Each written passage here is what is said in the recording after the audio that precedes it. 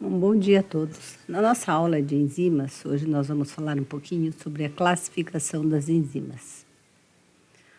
Tem uma historinha aqui que é bem simplesinha, mas é uma historinha fácil de se entender a questão das enzimas. Vou dizer que é o depoimento de uma criança. Para permitir usar lente, parte do acordo era que eu deveria cuidar muito bem delas, das lentes no caso.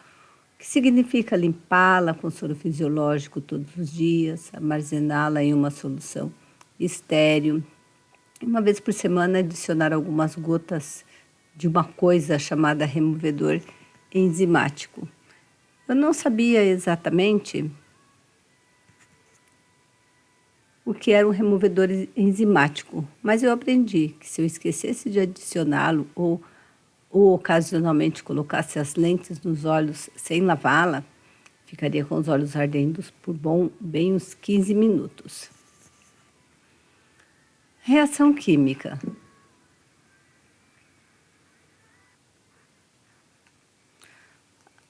Reação química enzimática, ela significa que remove. Isso aqui só um pouquinho.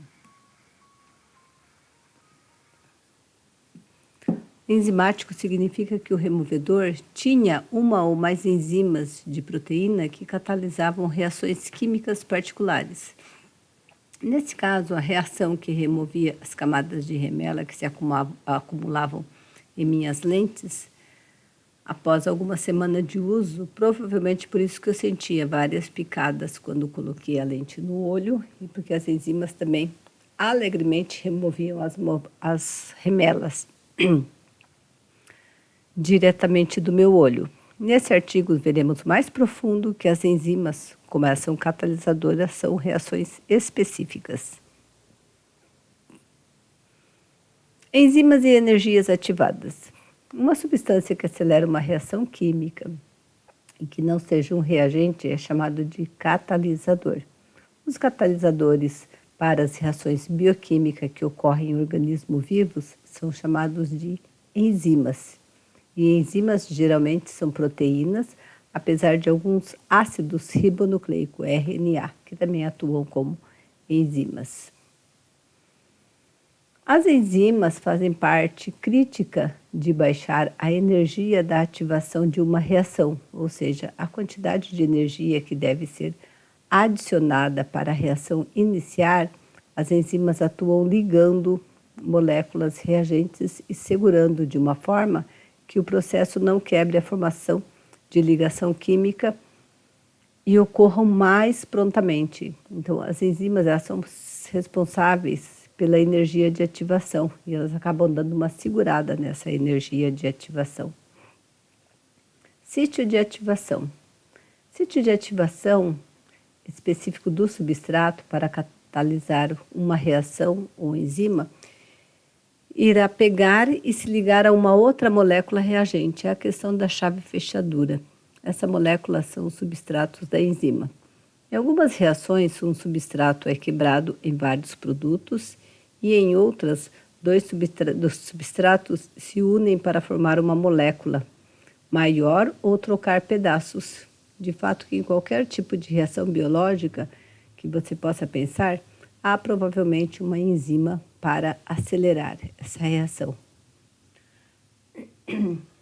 Sítio de ativação. A parte da enzima em que o substrato é conectado é chamado de sítio de ativação, uma vez que é aí onde ocorre a ação catalítica. A gente tem um exemplo do sítio de ativação. O sítio de ativação, a enzima mais o substrato, tá? O completo, enzima e substrato, que é que já encaixou, o sítio de ativação, a chave fechadura e, no momento seguinte, a enzima mais o produto de formação, que ocorreu a quebra desse substrato, certo? As enzimas são formadas por uma parte proteica chamada apoenzimas e a outra parte não proteica chamada de cofator. Quando o cofator é uma molécula orgânica, recebe a denominação de coenzimas. Muitas coenzimas são relacionadas com a vitamina. O conjunto de enzimas mais cofator é chamado de holoenzima. E alguma das enzimas que a gente já trabalhou na aula passada. A catálase, que decompõe o peróxido de hidrogênio, polimerase, lactase, lipase, protease, urease, pitialina ou amilase e a protease. Vocês percebem que todas as enzimas elas têm terminação ase. Tá? Então, a nomenclatura de uma enzima ela vai ter sempre a nomenclatura ase.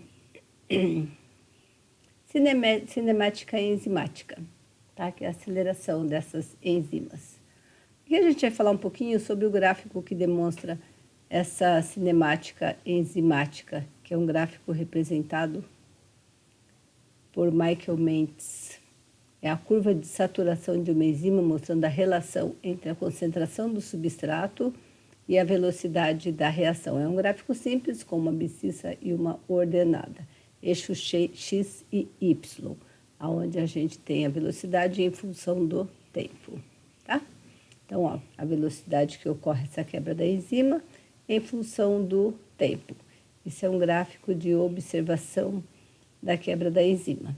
Tá? Então, ela acelera no primeiro momento, depois ela tem a curva mais acentuada e depois ela volta a ser linear.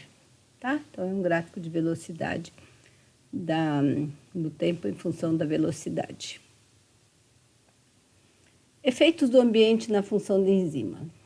Como os sítios de enzima estão bem afinados para ajudar a uma reação química, e eles podem ser muito sensíveis à mudança no ambiente enzimático. Fatores que podem alterar o sítio e ativar a função enzimática incluem, como a gente já falou na aula passada, temperatura, que a temperatura mais alta geralmente aumenta a taxa de reação, catalisa, né, acelera essa reação, ou não por enzimas. Contudo, seja o aumento ou diminuição da temperatura fora dos limites tolerados, pode afetar as ligações químicas no sítio de ativação. Então, a temperatura tem que estar adequada. Outro fator é o pH. O pH também pode afetar a função da enzima. Muitas vezes, os resíduos de aminoácidos do sítio ativo têm propriedade ácida ou básica, que são importantes para a catálise. Tá? Então, a mudança do pH pode afetar esses resíduos e dificultar a ligação do substrato. Tá? O pH também tem que estar em acordo. O encaixe induzido. A correspondência entre o sítio ativo e uma enzima e o substrato não é igual a duas peças de um quebra-cabeça que se encaixam, embora os cientistas tenham pensado que fosse um modelo antigo chamado chave fechadura. É onde encaixa, né, as enzimas. Em vez disso, uma enzima muda de forma ligeiramente quando se liga ao substrato, resultando um encaixe ainda mais apertado. Esse ajustamento da enzima para encaixar confortavelmente no substrato é chamado de encaixe induzido. Então, assim, o substrato só encaixa em uma única enzima, tá? Para que aconteça a reação. Essa foi a nossa aula de hoje, espero que vocês tenham entendido. Obrigada e até a próxima.